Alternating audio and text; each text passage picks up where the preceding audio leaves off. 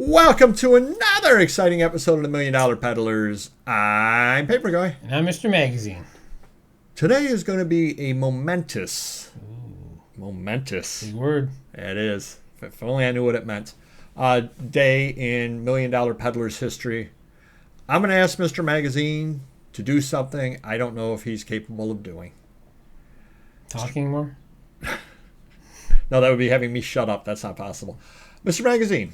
Okay. You're aware that a good friend of the channel, Primetime Treasure Hunter, does have a Facebook group for resellers. Okay. And I printed something off from there. Okay. And I'm going to read this to you. And I want you... I'll tell you what I want you to do right afterwards. Okay. I'm trying to convince myself to do whatnot. I do eBay, Poshmark, and Amazon now. I just can't wrap my head around taking $3 for something I get $15 for. Plus, it takes the shop so long to get followers. And then there are hours spent on doing shows. I guess I just don't understand the business model. Mr. Magazine, if you are capable of doing it, your challenge, should you decide to accept it, defend whatnot and explain how the business model. Well, I think... And I understand it doesn't necessarily work for you. Just in general, explain. But I still want to try it and get to the point. I think part of my problem is the same as this person here, and I don't know what their sales are, I don't know what their death piles are, and I don't know how often they have inventory coming in. So there's a lot of factors. But for me, we have so much stuff. We have so many employees listing stuff. And again, if I'm paying an employee, I wouldn't make too much money, at least, and I don't like losing money for a year, like you would say we'd have to do, selling $3 items. If I can somehow, I want to try and experiment at some point. It's going to happen. It may not happen for 6 months, 2 years. I don't know, but it's definitely something we want to do at some point. But I want to get ahead of the game.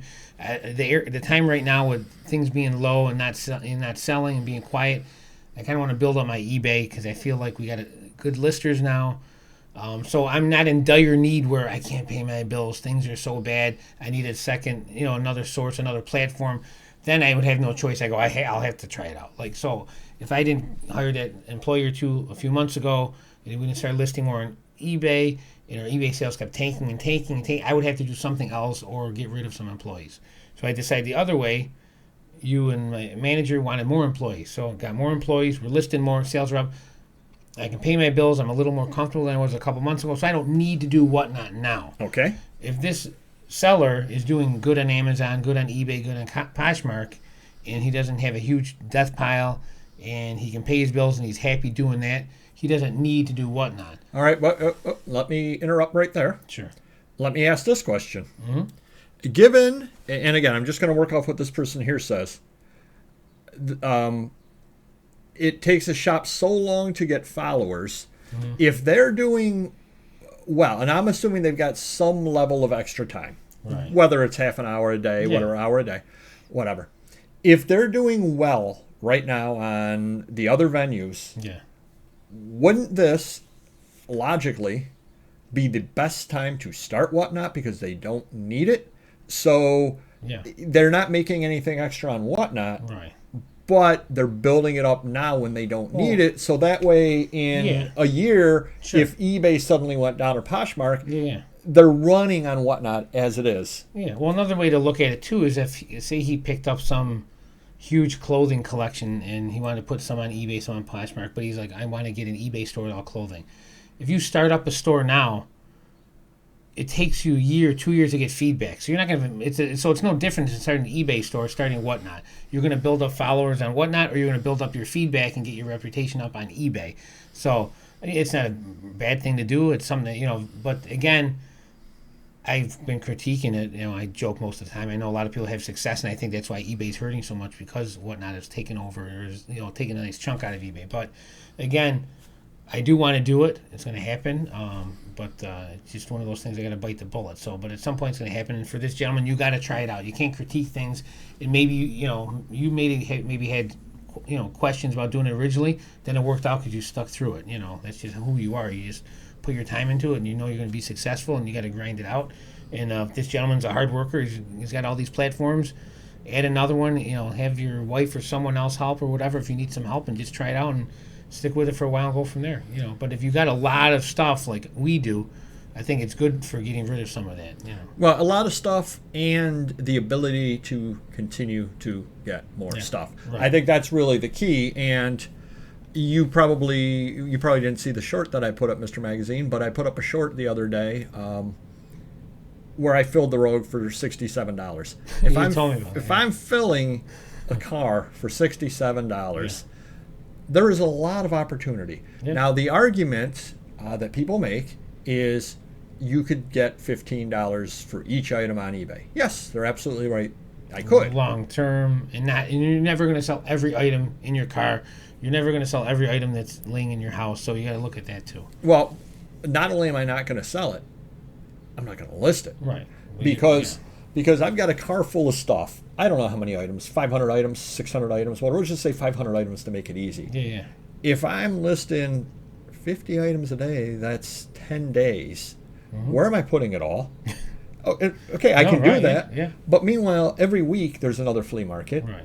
Every week there's 2-3 estate sales. Well, yeah. And let alone the calls that come in for me. Well, that's what I mean. You're growing your connections too. So now you got all these people that know and hope you're going to continue to buy from them. And, if you stop, they might find someone else or not contact you anymore, and then you lose your connection. So you got to keep it going. Yeah, and the only solution for me is pay less, because it's like I don't really need this stuff. Sure. But how much less am I going to pay than $67 at the flea market? Yeah. What am I going to pay? $50? I mean, big deal. It doesn't. At that point, it doesn't matter. Yeah. So maybe somebody comes in or contacts me and I need $300 for all this. I'm like, that's really good stuff. I really just don't need it. Well, I walk away with it for $200. Okay, then it's worth picking up. Sure. But again, the lower I can make my costs, the more viable whatnot is for me. And that's the reason why you can get $3 out of an item and let somebody else get 15 out of it. Right. Because if I've got 500 items in the car that I paid $67 for, you're talking... You can find one item in there probably and break even, and the rest is free. You're talking 15 cents an item that I paid for this stuff. If I were to sell all 500 items on whatnot for $3 a piece, that's $1,500 back quickly. Right. Yeah. Right. Exactly. Versus the success rate's higher and the payback is quicker. Even if you don't sell every lot, you're selling a good percentage of the lots. Even if it's 10 lots times 3, 30 items, boom, in 1 hour. Can't do that on eBay. No, right. So that's pretty much the business model, and I'm proud of you, Mr. Magazine. You actually were able to defend whatnot to some extent. That's amazing. I told you it would be I'm getting there. Momentous day in our history out there. But really, that's what it comes down to. If you don't have problems picking up inventory and you don't pay a lot for it, obviously you pick up Golden Age comics and you're paying $100 a piece. You're not selling for $3 and whatnot. Then again, they go for more than 15 on eBay, or else you get a terrible business model to start with. But if getting $3 each out of the items, but being able to peddle a lot. And the other thing I found funny is a friend of the channel, Mr. Buys a Lot, actually did comment back as well and said more or less the same thing. It's a great way to move inventory fast, and that's what it comes down to. And he also sells to a lot of resellers. So, I've bought from him years ago over on Facebook. And again, that's what it comes down to. I know a fair number of my people buying from me are resellers. I do have some collectors also. Hey, great for them. They come on by. They spend money every week with me, and, they get some great items for their collection or to resell. They make money. They come back. They buy from me again. Works out well for me. And it saves them a trip to Rochester, walking around the flea market in 80 degrees, sweat pouring off their face, carrying 9 boxes back to the car. Like some idiot did. Crazy. You could prove yourself not an idiot by hitting the like button if you could. True. And cheers to Mr. Magazine. Standing ovation for him. Thank you.